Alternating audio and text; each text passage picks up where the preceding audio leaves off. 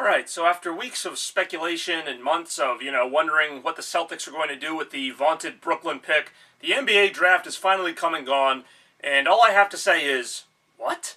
The Celtics pick with the third overall pick in the draft, Jaylen Brown. And, I'm not a draft expert, so I'm not going to, really analyze the pick too much, but who is Jaylen Brown? That's all I have to say. The only prospects I was really familiar with, besides the top two, were Chris Dunn, Buddy Hield, and maybe Dragan Bender. But I don't know. All those names were bantered about. But I'm more disappointed, not necessarily that they took a player, but just, I am disappointed that they took a player. I'm not going to sit here and, jump on Jaylen Brown and say he sucks, because I don't really know anything about him. But I am going to say that it's kind of like for the third, it feels like the third or fourth straight year now. It's just been another so-so draft. It's been, we're going to make some big deal, the Celtics are going to move up in the draft, or they're going to, acquire a big-name player, or they're going to do something that will leave them a better team, and then they just draft a few people, and you go, okay.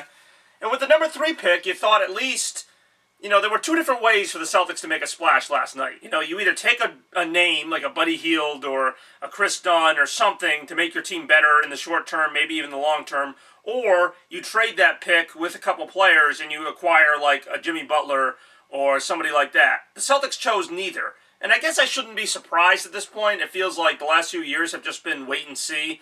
And, every offseason is like the promise that they're going to get some big player or upgrade their team in some significant way. And, if you look at their record over the past few years, they have upgraded their team. I'm not really sure how, because really all they've added is Isaiah Thomas. And all due respect to Isaiah Thomas, he's not exactly a superstar, but somehow they went from being a 25-win team to a 40-win team to a 48-win team. So maybe that improvement continues, but I don't think it's going to be because of this draft. I don't think adding any of those 3 guys makes them a better team next year, maybe even in a couple of years.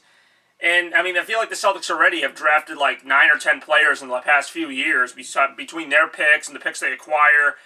And maybe I wouldn't care so much if I didn't hear about how many great assets the Celtics have and how they're loaded with draft picks. They've got all these players that everyone wants. Well, then why aren't we trading them? There were like three or four big trades in the past couple days. You got the Knicks getting Derrick Rose, Jeff Teague going to the Pacers, Thaddeus Young going to the Pacers, Victor Oladipo going to Oklahoma City. So you had names moving. I admit they're not all superstar names, but you had trades available to upgrade the team. I don't know if the Celtics are just waiting for that big name to be available, or, if they have some plan here, if they're going to build through the draft. I just don't feel like there's a certain way to go about this. I don't know, not knowing all the behind-the-scenes stuff, if the Celtics were offered anything, if, they traded the number 3 pick, if they could have gotten a Jimmy Butler or somebody else like that. But it's just kind of frustrating when I hear about how many assets the Celtics have, and yet, the Knicks and the Pacers are pulling off trades, and, they don't have all the draft picks the Celtics have. Well, could it be that the draft picks just aren't worth anything? I don't know. They had 3 first-round picks, the Celtics. They took them all. I don't know what they had in the second round. I'm sure they have like 18 more picks next year. It seems like they traded most of their team for draft picks, right as Pierce and Garnett were kind of aging. They traded both of those players for all these Brooklyn picks. They traded Rondo for Dallas picks. They traded Jeff Green for some picks. I don't know. They traded everybody for picks. And now they've just kind of picked all the picks. So it's just kind of like whatever.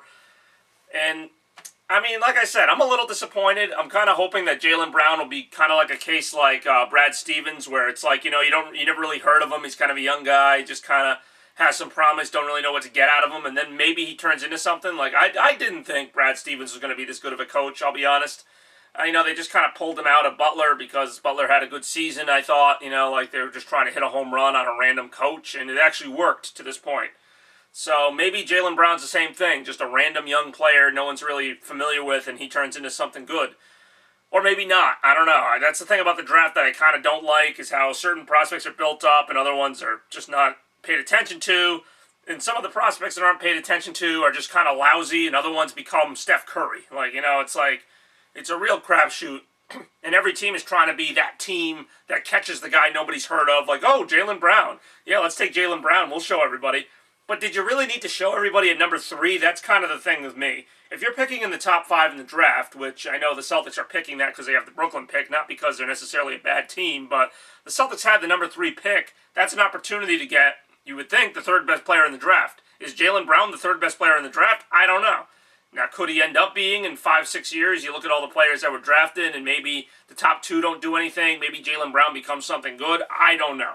And that's why I find the draft so frustrating, and that's why I was kind of hoping the Celtics would avoid it altogether by trading that pick for a player you've heard of. Even if it's not, a big, big, big name, even if it was a Jimmy Butler or something, trade that pick for a player that can help the team next year instead of taking the number 3 pick, and now you're left with more uncertainty. So, I don't know. That's just my thought on the Celtics draft. I know a lot of Celtics fans weren't big on the move. I don't necessarily hate that they took a player. I do hate that they took a player. I don't know. I just wish they had made a trade or done something a little more interesting.